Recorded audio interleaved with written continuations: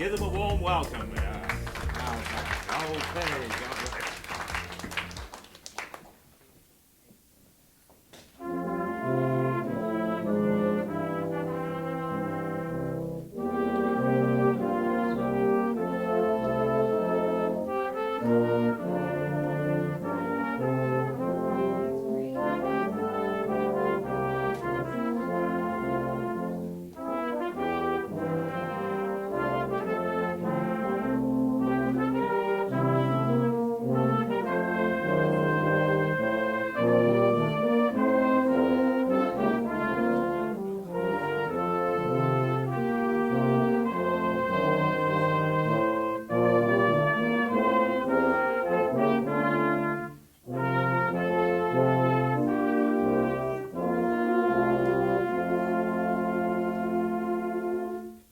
Again, thank you for coming. I am Major Ken Perrine, and we like starting stuff off with being very traditional. So we're going to stand and give our Pledge of Allegiance, and then we'll keep going. Let's go. I pledge allegiance to the flag of the United States of America, and to the republic for which it stands, one nation, under God, indivisible, with liberty and justice for all. Please remain standing while I just give the invocation. Lord, thank you for being here. Thank you for guiding us through this whole process. Lord, and thank you for the souls that are going to be occupying these beds here soon. Lord, we just pray that you give us the wisdom, discernment, how to best serve them, to get them back on their feet and back into productive lives and citizens of Spokane, no matter what that means and where they are and how old they are and what their abilities are. Lord, we just want them to be part of the overall community and family of Spokane, to participate in the community and not to be isolated due to their own selves, Lord, or their condition. Thank you, Lord. Be with us today. In Christ's name we pray. Amen. I thought there was a great video. It was just done this past, actually yesterday. It just was posted. And we're going to start off by watching that video right now. This looks amazing. I can't believe how good they did of a job here. His name is John, and today he's getting a sneak preview of Spokane's new bridge housing facility, formerly named the Way Out Shelter. From here, our goal is permanent affordable housing. I can't wait to be back in this place because where I'm at right now really bites. John's currently living on the street because after achieving 2.5 months of sobriety, he's avoiding the confines of a shelter. But John is looking forward to being one of Bridge Housing's first participants because of a trusting relationship he's developed with the Salvation Army staff. Because they extended their hand to me and helped me when I was really desperately in need of a place to stay, I'm just attracted to the fact that they were able to show me that kind of love where I don't receive that from most people out there in the streets. So now John will join 60 other participants here and feels Bridge Housing will allow him the opportunity to attend welding school. I just know that it's a long road uphill and I keep struggling to get there, but I know that as long as I don't turn back to my addictions, I know eventually I'll get there because I have determination. I don't have a stop button anymore. By design, Bridge Housing puts under one roof counseling, support, and safety to help people find their own path out of homelessness. Jeff Humphrey, City Cable 5. That kind of sums up what this whole program's about right there. That's what it's for. On behalf of the Salvation Army Spokane, again, we want to welcome to the dedication of this great program. I have to say this program's been in the process for over 3 years and finally was birthed right now. So, but it wouldn't have been possible without the vision of our regional leadership group and our commitment of our elected leaders, Mayor Nadine Woodward, Spokane City Council President Brendan Beggs, City of Spokane Valley Mayor Ben Wick, and City of Spokane Valley Manager Mark Calhoun, County Commissioner Mary Cooney, Spokane County CEOs Jerry Gimmel and Scott Simmons, Arian Schmidt, and Avista Foundation Director Christine Myers, who led other business owners to join us to try to get together and find a way forward, a way out for the folks living in our community that suffering from homelessness. Now, before I go on, I don't think people really recognize the significance of that. All the different cities working together, along with the business community, to come up with a plan to actually move people out of homelessness and make them, get them back on productive again in society. Isn't that amazing? We should give them a plan for that. Great job. I'm sure at times the individual mayors and electeds probably thought they were herding cats, but it actually worked out very well, so very impressive. You know, the effort for this work, again, has been over 3 years, and the reason we wound up this building was because of the COVID situation and trying to get people off the street and deal with the homeless, try to prevent a COVID outbreak amongst our homeless. And so that's how this first came about. That's how this building was originally purchased. But during that process, after the building was remodeled, we actually had some impressive stats. We had 685 unduplicated residents stay here for 10 months. Of that, only 48 reported income when they arrived. But at exit, after working with our staff, 625 reported income. Yeah, pretty good. Overall, the program stats for those who left homelessness in a rearview mirror are 90 guests no longer were hopping from shelter to shelter. They were permanently housed. 50 of them wound up employed.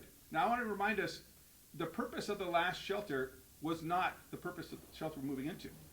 But our staff still worked with folks to try to get them employed, get them housed, figure out their situation, help them to thrive. 23 moved out into permanent housing, and at least 10 of those 23 were considered chronic homeless. 15 moved into adult family housing. There were a whole lot of seniors that were on the streets and just need someone to come alongside to teach them and help them to find permanent senior housing for them. So that was all without us actually opening the Way Out yet. That was just the emergency shelter. The Way Out shelter closed in June of this year, so it could be remodeled to fit the needs of the original vision of the Way Out shelter. And thankfully, for the Herculean efforts of Doug Mitchell, our architect at MMEC Architecture, and Jad Kilgore and Mike Frank from Kilgore Construction, you know, they were able to turn this around in 4 months. And they deserve a hand too. You know, there's a great movie, and I think it's, my wife will remember, where everything's always 2 weeks. Money Pit. Everybody see that movie, Money Pit? I don't know if you ever had anything remodeled before, and somebody tells you 2 weeks. Yeah, I think of that movie. I would say they never did that to us. They stuck to the schedule and completed on task. I'm very happy with that. So what is this? The way out of homelessness is the way in to the way out. And you pass through those same doors that other people are going to be passing through in the future. As they come through these doors, they'll be sleeping in these spaces here and learn how to put their lives back together, take the steps necessary to grow out of homelessness into the situation that allows them to thrive at the place where they are right now. That's what this program's all about. It's going to provide 24-hour care, counseling, education services, job services. They will get rides from here straight to work and from work back, so we don't put them on the bus. I tell people all the time, if I give somebody a bus voucher to go to work, I might as well hand them the drugs myself. So we're going to be driving them from here to work and picking them up from work and bring them back. And by the way, this is nothing new. This is what the Salvation Army's been doing from its beginning. This is what we do and who we are. The Salvation Army program offers a hand up to people in need of placement on the path to individual success. The Salvation Army, what we exist, can be expressed in our mission statement. An international movement is the evangelical part of the Christian church. Its message is based on the Bible. Its ministry is motivated by the love of God. Its mission is to preach the gospel of Jesus Christ and to meet human needs in His name without discrimination. And this is something that kind of throws people off. You know, we're in 132 countries, as well as we have 1.2 million soldiers, and we're in countries where they don't allow non-government organizations in. We're in Madagascar. There are no non-government organizations in that country except for us. We never make it ever, you don't have to make profession of faith to get services from us, ever. Not prior, not during, and not after. Because for us, our faith is lived out in us loving people where they're at. Because we believe that's what Christ would do. People get bent out of shape sometimes thinking because they're a church. But what motivates us is because we are the church.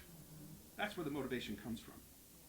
You know, our impact is really, you can find that in the 3 R's. You know, we have a lot of programs. How do we describe them? And it's really in these 3 R's over here. Rescue the perishing. Take them from the streets to the sheets, right? We want to rescue, meet them where they are. Help them to move forward in life. Tell them they have value. We want to renew the ability to thrive, which is the whole idea that because you have value, you have something to get back. And people value, they can, right where you're at, people value right where you are. No matter what's going on in your life, you have great value. And the last one is restore healthy community. You know, if they had a healthy community, they wouldn't be walking through those doors. They'd have their own support system and come alongside to say, we're going to help you. But most people don't have that. And they need people like us to come alongside and say, you have great value. We're going to help you out. And the last one is restore a healthy community. Again, I've said that, but be part of the community. Give back. That's why in part of our programs we require 16 hours of community service. You can be with us, you can be with somebody else, but you have to give back to the community. It could be picking up trash. You have to do something to realize that you're part of the community here in Spokane. The Way Out Bridge fits between, or there are 3 R's. It's a program that is a continuation of our 130-plus year commitment to make Spokane better. We are committed to rescuing the perishing by taking them to the streets or the sheets, give them a clean bed, restoring the ability to thrive, to tell them they have value and they're part of the community. Now, these statements are statements that anybody can walk and join. Anybody can do that. And we want to thank you for your trust in us to allow us to open this program to help others and our neighbors in need. And with that, I'd like to ask Kelly Ruggles up. He's going to say a few words. Kelly is our former advisory board chair, and he's going to continue on our program. Good afternoon, everybody.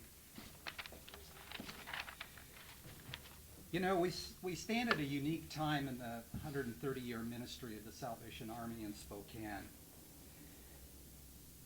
The program today, the ribbon cutting, is to open this facility, this amazing facility, and you know, we thank you for being here.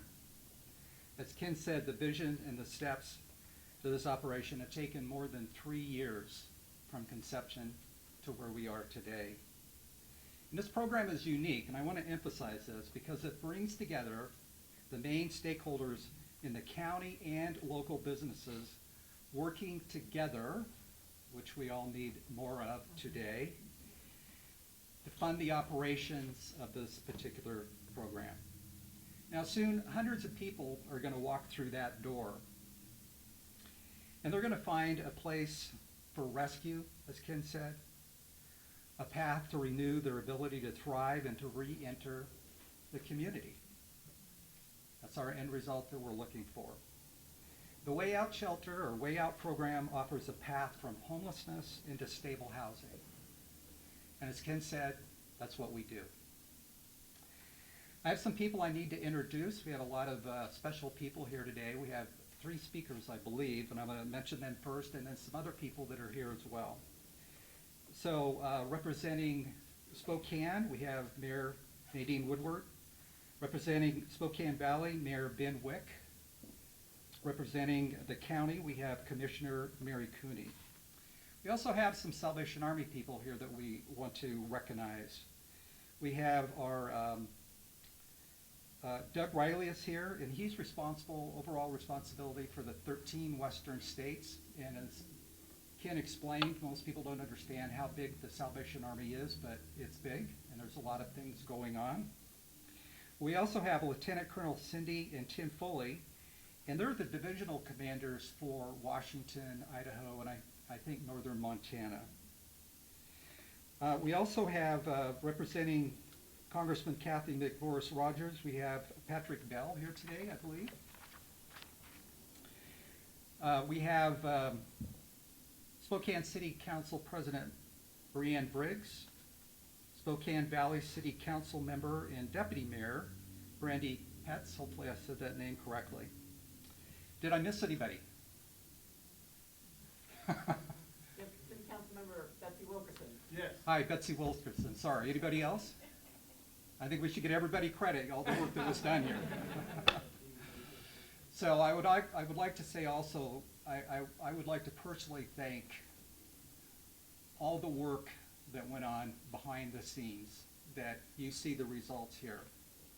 It was a huge amount of dedication and hours that were put in to bring us to a program like this, which it was said before, is somewhat unique. I mean, who doesn't want to help somebody go from there into a house? We all do. So with that, I'm going to call up Mayor Woodward, and she's going to say a few words. Thank you. Thank you, Kelly. a good crowd here today. This is fantastic. It's a good day for Spokane. I just want to thank everybody for being here, being part of the celebration, a program that has and will have profound impacts on the many individuals in our community who are ready, as Major Perrine said, to take that next step to exit homelessness and move into stable housing. These are individuals who are ready, who have made a conscientious choice to make a change in their lives, and we are here to help them. Bridge Housing meets an immediate need in our regional system. The program balances a measure of accountability with immersion in compassionate supports for people who are at that point and in their journey to take the next steps necessary to succeed in permanent housing. The Bridge Housing fills a gap that's been identified in the Continuum of Care's regional housing and homelessness 5-year plan. It will provide stability, support, and services to help participants move out of homelessness, a program desperately needed in the Spokane region. It's not just a program, it's not just a shelter, it is a path to becoming self-sufficient. You saw the story of John in the video clip. Is John here? He was here earlier. John's here. John, do you mind standing up just for a second? I think we all want to give you a round of applause to encourage you, because John's going to be moving into this program, as you heard in the story, on the streets for 2.5 years in Spokane, 2.5 months now sober, ready to make a change. And Spokane is ready for you, John, to help you make that change because of this program. So we are so happy to encourage you and welcome you here. You bet. He's just one of the numerous. I get a little bit emotional about this because we're happy for you, John. And he's one of the numerous connections that the Spokane Salvation Army has made in preparation for opening the Bridge Housing program. We began long months ago, before the COVID night-by-night shelter closed for renovations, to earn the trust and connection to get people to that next step. The project has been, as you've heard, years in the making. It's something that I helped champion as a plan that I announced in July of 2020, and a project of our regional partners completely embraced it, and we've worked together over the past 1.5 years to make this happen. I can't overemphasize how important the regional partners have been to get to this point. As Kelly said, we are better when we work together, and we need to see more of that. They've contributed considerable time, thought, financing, and unwavering support to get us across the finish line, and we did it in the middle of a global health pandemic. Anything can be done, and in any environment or circumstance, this is proof of that. We all know the devastating impacts that the pandemic has had on our community and across the country, but one of the great outcomes here locally has been that it has required us to work together. It took all of us, not just the city, to react and now rebuild our region. And this reliance on partnership is what has made the Bridge Housing Project a reality. As leaders, we build upon those partnerships that were formed through necessity, and we are here stronger, a stronger region because of it. And looking at homelessness, it is a persistent, very, very complex challenge, but it's an issue that's not easily solved. For the first time, though, we are fundamentally shifting our approach, and we're making progress now as we look at the issue regionally, across cities, and we're making a difference. As this project came together, we're grateful for the Continuum of Care Board's 5-year plan that really provided a roadmap by organizations and providers working closely every single day with vulnerable individuals. The Bridge Housing Program aligns with their goals and will continue to move us forward. So being here today, I see people, lots of people, who are committed to continue moving us forward together toward lasting solutions. So I want to express my sincere gratitude to a wonderful man, Major Ken Perrine. I love you. You're an awesome individual, and I have loved our friendship and working with you over the years, before I became mayor and now in this position, in a very impactful way. And I know your heart, and I'm just so happy to work with you. I also want to thank the dedicated staff of the Salvation Army for their commitment to serving individuals in need, for their patience. This program took a while, and for their current work providing safe shelter and compassionate support for all of their clients. I also want to thank our city staff who have overcome a lot of challenges and put in many, many hours to see this project through the finish line. We also appreciate the families and this neighborhood. They've been very supportive of the Salvation Army, and I want to thank all of our regional partners, the county, Mary, the Valley, Ben, and Avista for making the Bridge Housing Program a reality. Thank you for this wonderful, being part of this wonderful day.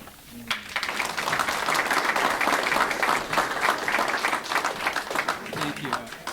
I love you too, Ken.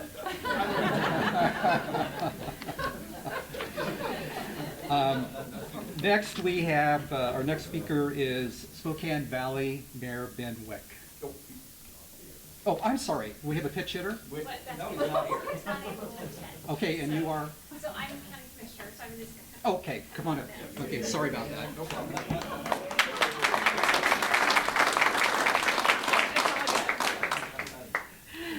It's all good. Mayor Wick apologizes that he was not able to attend and feels very bad about that, but he definitely has been a huge partner for the city and the county in making this event happen, this facility happen. So I definitely want to give a shout out to the city of Spokane Valley. So good afternoon, and I am County Commissioner Mary Cuney, and I want to give my heartfelt thank you to Major Ken and your staff, I mean, here at Salvation Army, for the countless hours that you've put in to make this happen, because without you, all of you, I mean, board members as well, I mean, it's amazing what you've done and stuck with us over the course of this time as we, you know, went through and thought about, okay, financially, can we make this work? Do we have the funding? All those things. So I just really want to say thank you for all of you, for what you've done to help us and guide us, and I know praying for us along the way. I also want to thank our partners who joined the county in our commitment to fund the Way Out Center. It is inspiring to see so many leaders in this community working towards a common goal. And Nadine really talked about it, and it's truly the regional governance group with Brian and Nadine and Ben Wick and myself. Without us coming together, you know, sometimes it was once a week, sometimes, you know, every other week over the course of these last 2 years, this wouldn't be a reality. So thank you all for really working together with us and making this happen. Together, we are providing individuals who are struggling a pathway to stability and life readiness skills for independent living. Last year, Spokane County provided CARES funding to the Salvation Army to purchase this building. CARES funding was also used for the critical shelter improvements that were needed. Through a partnership between Spokane County and the City of Spokane Valley, we used the Homeless Housing Assistance Act funds, known as HAHA funds, to complete the rest of the remodel needed to bring this building up to code for the Way Out Center. The county and City of Spokane Valley remain committed to using those HAHA funds for the Way Out Center's operating expenses for the next 5 years in the amount of $500,000 per year. This funding is going to be combined with commitments from the city, from Avista and other private sector partners. And that is how this is going to be able to make a difference for the lives of people in our community. As we cut the ribbon today on this facility, I'm reminded that we are just at the beginning of this journey.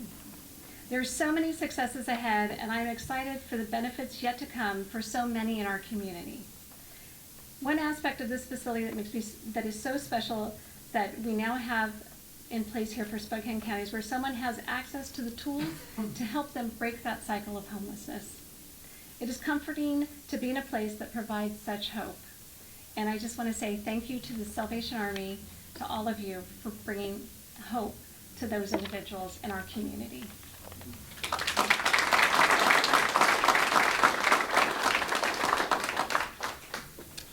Thank you, Mayor and Commissioner. You know, sometimes it's hard to quantify what is it that we do and how to figure that out. And you know, our founder William Booth actually had this poem thing he wrote a long time ago. I think it was his last time he spoke. I think it's the last recording we have of him.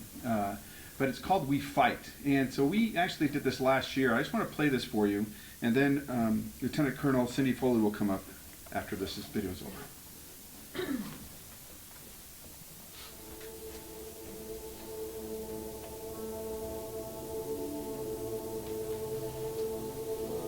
While women weep, as they do now, I'll fight.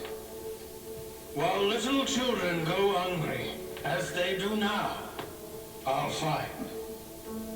While men go into prison, in and out, as they do now, I'll fight.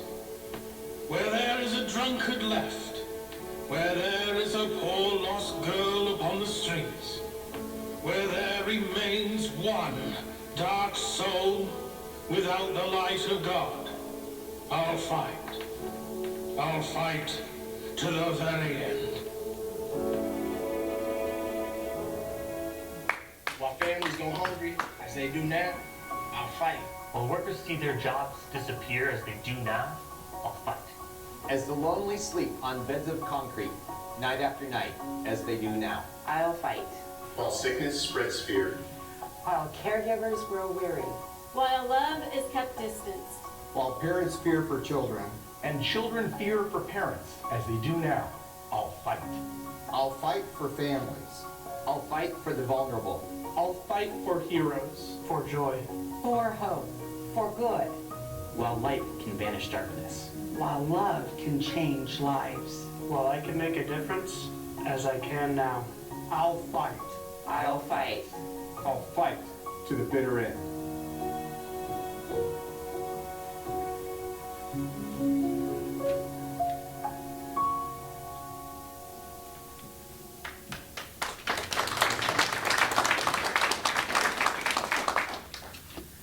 Well, all of us assembled as part of this fighting force. I can tell you it's such a privilege for my husband Tim and I to be here with you today to celebrate the opening of this revolutionary housing program made possible by the energy, the commitment, and the funding of so many people. You've all participated in creating the path for the Way Out Bridge housing program, and this is a success story of faith.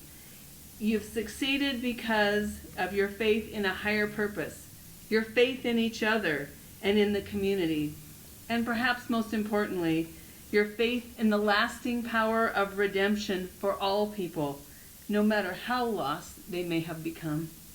I'm so grateful to be part of the Salvation Army in the Northwest Division and to be able to bear witness to the remarkable work of the Salvation Army and our partners across this vast area, and during what might be one of the most challenging periods of time in the history of our country and maybe of our world. The pandemic remains, and we continue to see a growing number of people and families losing their livelihoods and their homes just as winter is approaching. Tim and I have traveled to every corps in our area across Montana, Idaho, and Washington, to our shelters and our programs, to our transitional housing, our feeding centers, our hygiene centers, seeing the officers, the employees, the volunteers, the community partners, and how they're working and rising up together to meet the challenges present in their community, doing this with grace and strength. The Northwest Division of the Salvation Army has provided over 319,000 nights of shelter in the last year. We have distributed 323,000 boxes of food. And in one of our groundbreaking programs that's spreading across this area called Street Level, where we take trained staff right to families in cars to provide case management and emergency help and get them on the path into permanent housing and employment and safe, healthy conditions. In just one city, we moved 311 people out of their cars into permanent housing in just the first year and a half. And although that may sound wonderful, the social science that went into how you would do this, our outcomes were in addition to what they said would be acceptable. Instead, we surpassed that goal by 587%.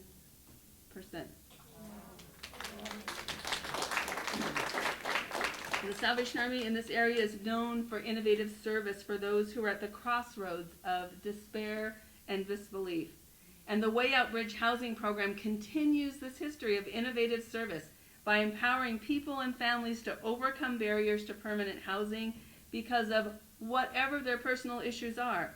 be that mental illness or chemical addiction, multiple relapses, maybe the fear of taking the next step, or the uncertainty of knowing what to do. In Spokane, you have been paving the way out for people. This program, I'm told, can house up to 300 individuals. 60. That's what I thought, and they told me 300. But over the course of the year, that will multiply, correct? That's why I looked at you when I said that number. So 60 at a time, but that will be multiplied as people get to work, get training, and with support, walk that path. So many of you have been part of this. The city of Spokane, the city of Spokane Valley, Spokane County, Avista, your community stakeholders, others, as well as the Salvation Army. This is a program that is designed to sustain people and truly give them the tools and the resources needed to provide that tenacious ability to move forward out of homelessness into permanent housing and sustainable living. This is a day to celebrate, but most importantly, this is a day to continue to inspire each other. This is a wonderful thing, but your work is not done. Our work with you is not done as we continue to support one another and moving to address the critical needs of your community. I commend each one of you for your part in making this happen, for creating a way out for so many people in this community, and I'm asking God's blessing upon each one of you. Thank you for having us here today.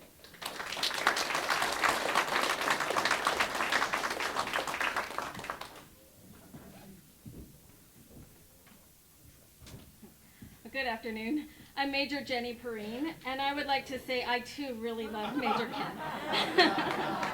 And I have for 30 plus years. It is wonderful to be here today.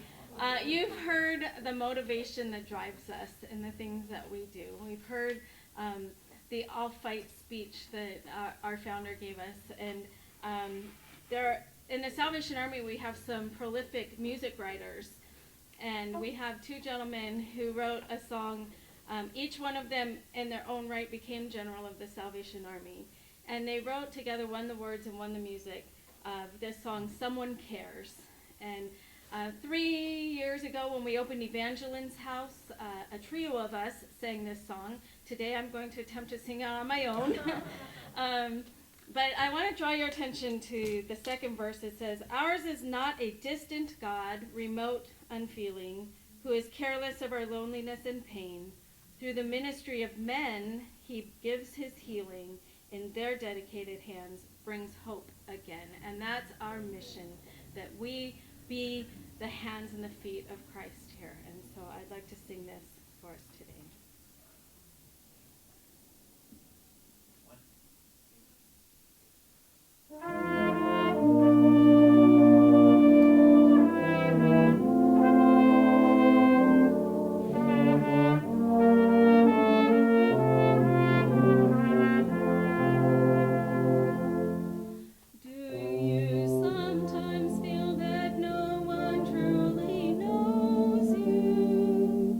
And that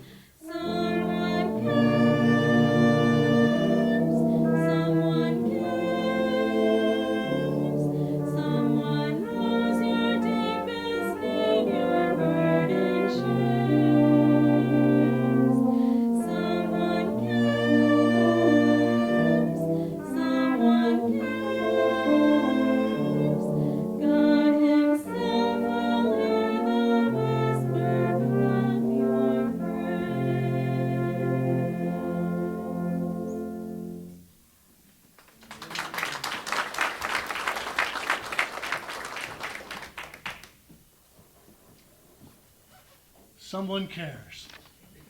I'm so glad someone does. To bring hope again, someone cares. I kind of feel like I need to start off saying, I love you too, Kenny.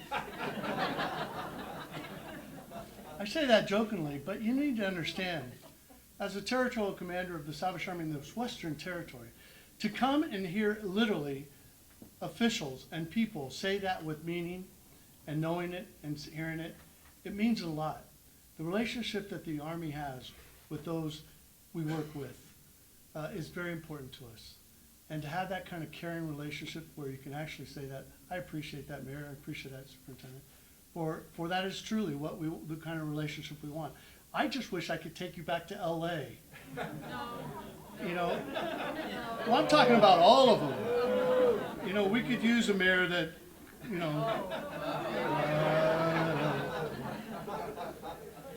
Listen, it's great to be here, and it's a privilege to be here, to come up from Los Angeles and to try to trust air you can't see. I'm struggling a little bit trying to breathe in and out, and the good majors put us out at Deer Lake at our beautiful Camp Gifford, and it was just absolutely stunning and gorgeous this morning. We truly do appreciate the things that God gives us and His beauty. William Booth, 156 years ago, you've already heard this. He started this army 130 years ago here in Spokane. And amidst the Industrial Revolution, amidst all that was going on in that day and age, child labor, the economic challenges that they had, brothels, using really young girls in these brothels, drunkards being thrown out on the gutters of the streets of London. The social ills of those times could be seen as the social ills of our time today. And William Booth, once walking around and seeing some homeless people living under a bridge, and he turned to Bramwell, his son, and he said this: "We must do something." And they did. That's where a plan was placed and started and initiated. And William Booth developed this plan, which is now in a book called In Darkest England, The Way Out. And I have to tell you, it quickly resembles these three avenues that you've said: rescue, renew, and restore. Where people could get help and be restored. Where those who were thrown aside by society, where those who were left because no one else wanted to deal with them, those to get back into a program, get back into some kind of help, and be able to be restored and renewed and rescued. Well, you can see clearly that in the back of your program, this is the way out visually pictured. This program shows you a sea of turmoil, of things that were happening in those days. And it shows, you know, these are people who had addiction and were homeless and poverty, and the list goes on and on. But you can see on the shore and in the boats, there are people there. There are people in the boats reaching out to lift them up and out of the water, to give them a hand up, to get them out where they can get out back onto dry land. It wasn't just a hand down to reach, it was a hand up and to bring them out and to put them on solid ground, where they would not find the sea of despair anymore. When William Booth saw men and women, mostly a lot of men in those days, sleeping under the bridges and the alleyways and laying on the streets in those gutters, he felt a deep sense of urgency within his very soul. And that's why he said, we must do something. So they started caring, they started feeding, they started looking after those whom society cast out. Do something. He engaged volunteers, he engaged soldiers that came to the church and became soldiers, I should say. He engaged people that would go out and raise funds in the brothels. Yes, in the brothels. In the bars. And it just started there. When child labor laws were allowing 10 and 12-year-old kids to be used in the factories, again the cry out, do something. When in fact they were, he said do something, and they did. And it was instrumental in enforcing the laws of those times to raise the age labor limits. When young girls were being sold as sex slaves in those brothels, William Booth mounted a cause to change those rules and to up the ages. They didn't dissolve the practice completely, but they made a huge difference in protecting young girls and teenagers. When people were dying in the match factories because they were using chemicals to make matches that would cause phlossyjaw. And William Booth said, we can't have this, we must do something. They started a business, their own match factory, with new supplies and new methods so that people wouldn't have to be exposed to this phosphorus and to be damaged for the rest of their life. Men living under those bridges and in the streets, he took them out and put them out into a farm colony. And they raised produce to raise income, to pay for the program, and also to get them back on their feet. Out in the south end of England, in Sussex, England, a town called Hadley. Throughout history, there was a cry, do something. And throughout history, there was a resounding response. And we continue that today. We already heard 132 countries around the world, hospitals, blind centers, AIDS clinics, camps, drug rehabilitations. We operate over 1,000 schools, emergency relief, toys for Christmas, water wells, trade schools. This army is truly an army that wants to get dirty and get its sleeves rolled up and to help those most in need. We do that because that's our mission, as stated before. To preach the gospel and to meet human need in his name without discrimination. I think the operative word is and. Because it's not just one or the other, it's and. It's both. Here in Spokane, you saw a need. A place where safe young foster care youth and needed a place to go, and you did something. Giving them a safe, loving home. Some 4,300 children have found this place home for a season. I use that word a little loosely, but think about it. The word home for a season. A place for those in emergencies to find temporary foster care and urgent need. A safe and compassionate place, a shelter, a place where people love them, when they can be removed from their homes because for their own sake and their own safety. And they can come to a place where they can get away from that drowning sea of despair, where they're neglected, where they might be abandoned, or criminal activity. We all cry out at those times, do something. And here in Spokane you did, helping those with tutoring, reading, life skills, and most of all, showing them love. For the hungry here in Spokane, those families on the verge of homelessness, do you know that 1 in 7 children will experience homelessness in their lifetime? That is huge. It's the fastest growing population segment of our society these days. Families going into homelessness. They can't pay rent, they can't pay utilities, they can't feed their families, and they have to make a choice between one or the other. And what do?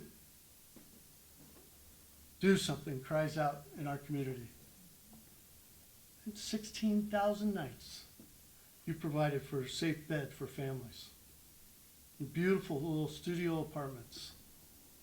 For those who have no home on the streets, you provided a shelter and some case management. You did something.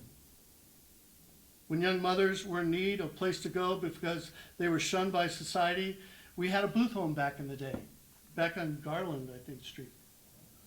To make sure a child has a memory of a lifetime and be able to have the opportunity to go to camp, you did something. And you provide almost 1,000 kids every year an opportunity to go to camp.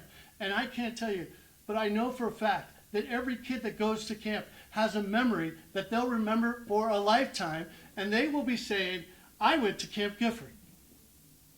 In fact, Chris Patterson, I don't know if he's here today, but Chris Patterson is a friend, and we realized that we worked at, I actually came as a visitor, a guest instructor, to Camp Gifford 36 years ago and met Chris Patterson here.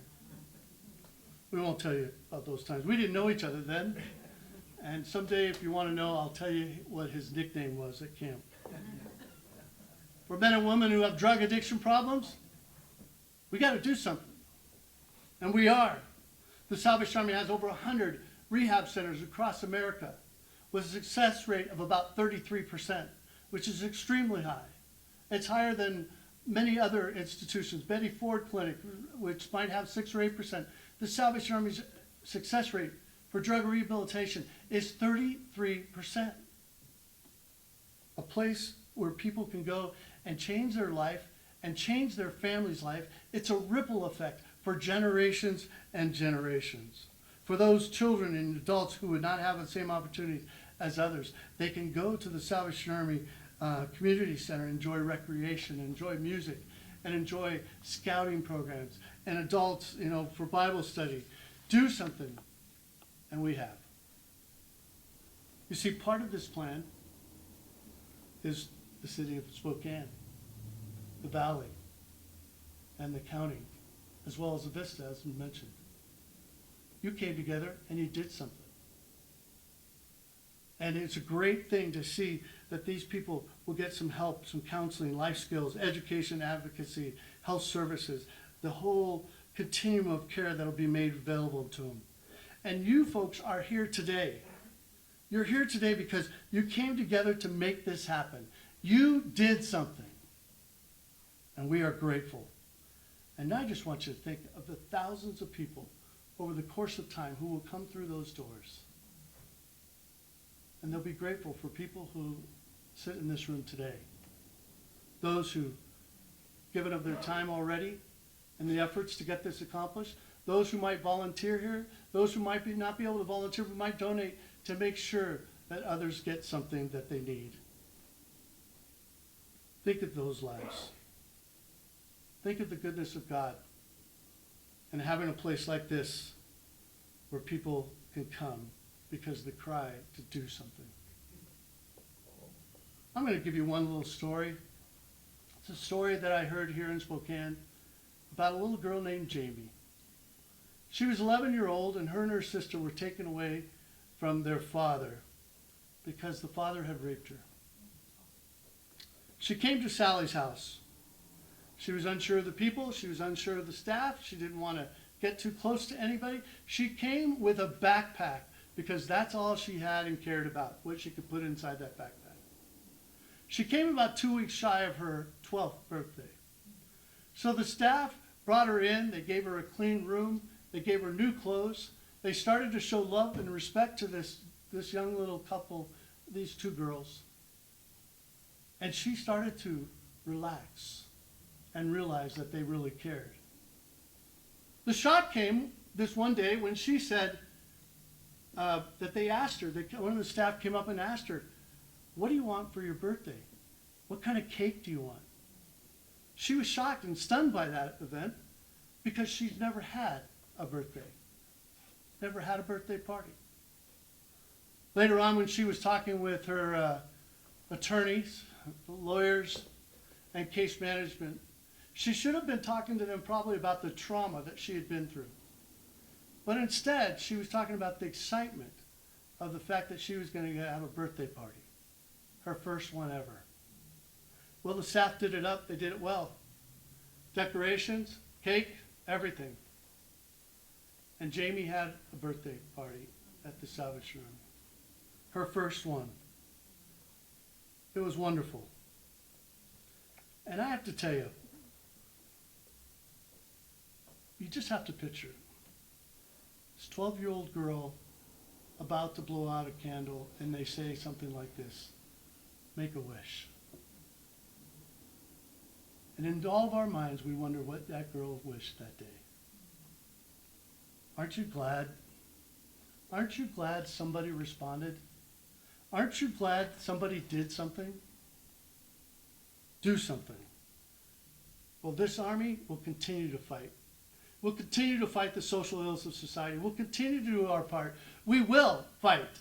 And we will fight till the very end, because our cause is your cause. And it's the answer to the question, what will you do? We will do something together. And I'm so grateful. I praise God for this facility, for what has happened and been accomplished. And I know it took 3 years. I could say the Army works slow. We do.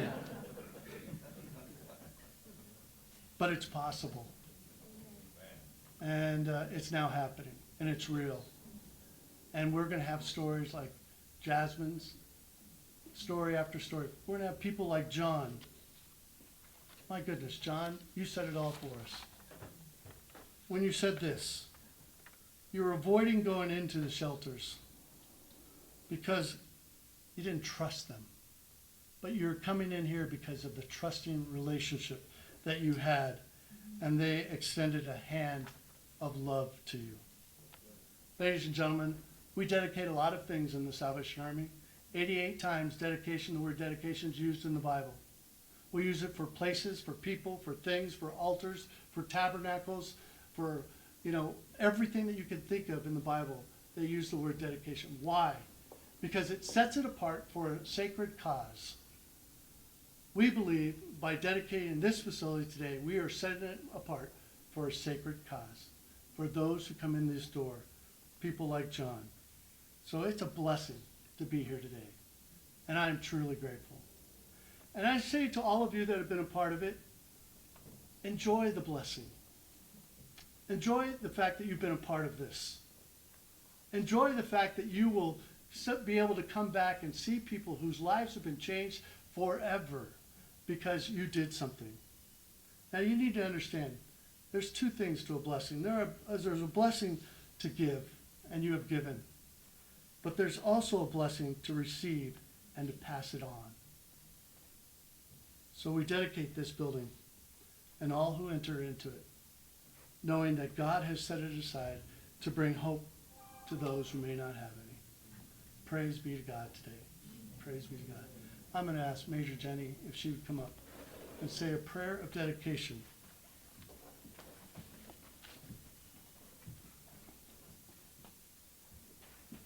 Would you pray with me? Lord God, we are so grateful to you for giving us the ability to serve you in this new program here in Spokane. Lord, at this time we do dedicate this building, the furnishings that will be placed in it, the staff who will work in it, and those who will come into the doors, Lord. We pray that you would bless all that transpires within these walls. And God, we pray for those needing, Lord, just some love and known to be valued, to be known that they are valued. Lord, we thank you that you've given us that privilege. And we ask that you would continue to go before us. We thank you for all the partnerships, Lord, that has brought this to fruition. And we just pray, God, that we will all continue to hear your word tugging at our hearts, that we will continue to move forward and find whatever that needs to be done, that we will go ahead and do it. We'll do something, whatever that is, Lord. You have met so many needs unfailingly, and we thank you and we trust you for meeting our future needs. In Christ's name we pray. Amen.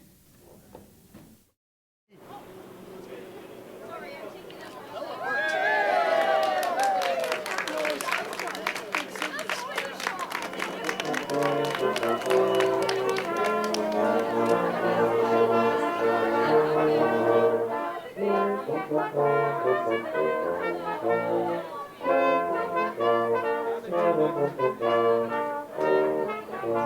you.